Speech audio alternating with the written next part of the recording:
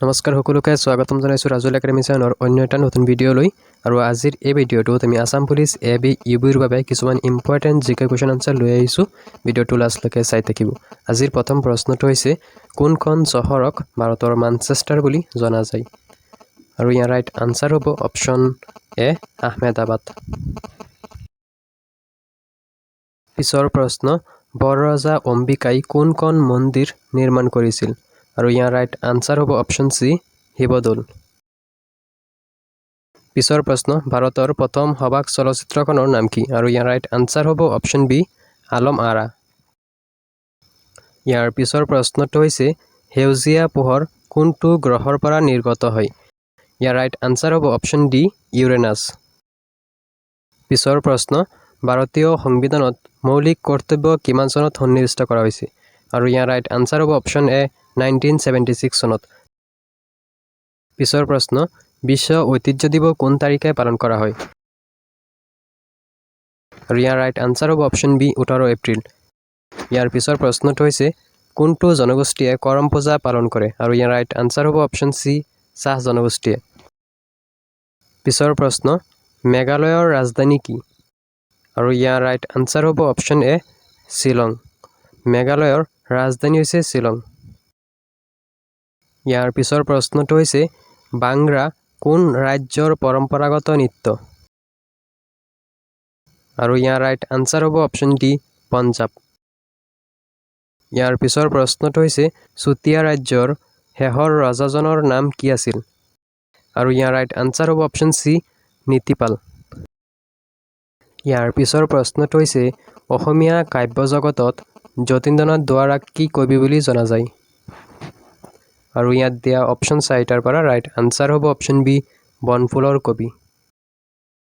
পিছৰ প্ৰশ্ন চামেলি মেমচাপ কিতাপখনৰ লেখক কোন? আৰু ইয়াৰ ৰাইট আনসাৰ হ'ব অপশ্যন এ নিৰুদ চৌধুৰী। ইয়াৰ পিছৰ প্ৰশ্ন প্ৰথম অসমীয়া অনাতাঁৰ নাটকখনৰ নাম কি? আৰু ইয়াৰ ৰাইট আনসাৰ হ'ব অপশ্যন চি বীণ বৰাগী। 14 নম্বৰ প্ৰশ্নটো হৈছে সংবিধান সভাৰ কোন স্থায়ী সভাপতি আছিল? আৰু ইয়াৰ ৰাইট আনসাৰ হ'ব option D doctor Rajendra Prasad. পিছৰ প্ৰশ্ন অসমৰ ক'ত চাহ গৱেষণা কেন্দ্ৰ অৱস্থিত? আৰু ইয়াৰ ৰাইট আনসাৰ হ'ব অপশ্যন বি যোৰহাট। 16 নম্বৰ প্ৰশ্নটো হৈছে ব্ৰহ্মপুত্ৰৰ দক্ষিণ পাৰৰ সৰ্ববৃহৎ উপনৈ কোনখন? আৰু ইয়াৰ ৰাইট আনসাৰ হ'ব অপশ্যন এ কপিলী। 17 নম্বৰ প্ৰশ্নটো হৈছে কোন বছৰত গুৱাহাটীত চাহ নিলাম কেন্দ্ৰ স্থাপন কৰা হৈছিল? আৰু ইয়াৰ ৰাইট আনসাৰ হ'ব অপশ্যন ডি 1970 চনত। 1970 চনত গুৱাহাটীত চাহ নিলাম কেন্দ্ৰ স্থাপন কৰা হৈছিল। ইয়াৰ পিছৰ প্ৰশ্নটো হৈছে অসমত কোনে চাহ আৱিষ্কাৰ কৰিছে?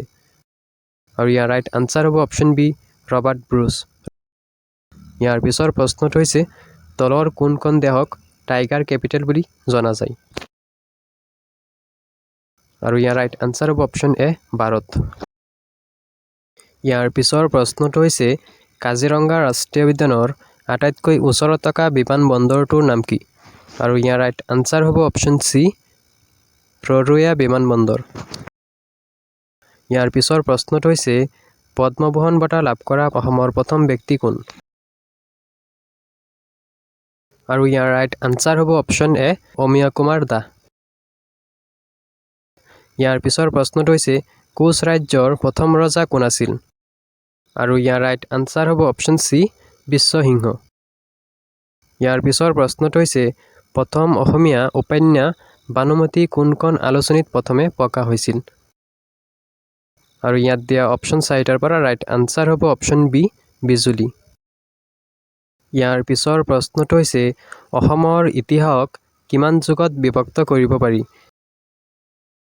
আৰু ইয়াৰ ৰাইট আনসাৰ হ'ব অপশ্যন এ 4টা। ইয়াৰ পিছৰ প্ৰশ্নটো হৈছে ভাৰতত প্ৰথম ৰঙীন টেলিভিছন সেৱা কেতিয়াৰ পৰা আৰম্ভ হৈছিল?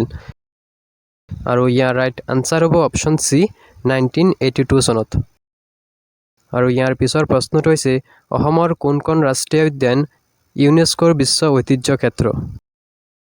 আৰু ইয়াৰ ৰাইট আনচাৰ হ'ব অপশ্যন এ কাজিৰঙা ৰাষ্ট্ৰীয় উদ্যান। ইয়াৰ পিছৰ প্ৰশ্নটো হৈছে জ্ঞানপীঠ বঁটা লাভ কৰা প্ৰথমগৰাকী অসমীয়া মহিলা কোন? আৰু ইয়াত দিয়া অপশ্যন 4টাৰ পৰা ৰাইট আনচাৰ হ'ব অপশ্যন চি মামণি ৰয়ছম গোস্বামী। ইয়াৰ পিছৰ প্ৰশ্নটো হৈছে অসমৰ কোনগৰাকী খেলুৱৈয়ে 2022 চনত অৰ্জুন বঁটা লাভ কৰিছিল? আৰু ইয়াৰ ৰাইট আনচাৰ হ'ব অপশ্যন বি নয়নমণি শইকীয়া। ইয়াৰ পিছৰ প্ৰশ্নটো হৈছে উৰিষ্যাৰ ৰাজধানী চহৰ কি? আৰু ইয়াৰ ৰাইট আনচাৰ হ'ব অপশ্যন চি ভুৱনেশ্বৰ। আৰু আজিৰ লাষ্ট কুৱেশ্যনটো হৈছে বাটাৰফ্লাই শব্দটো কি খেলৰ লগত জড়িত? আৰু ইয়াৰ ৰাইট আনচাৰ হ'ব অপশ্যন বি সাঁতোৰ।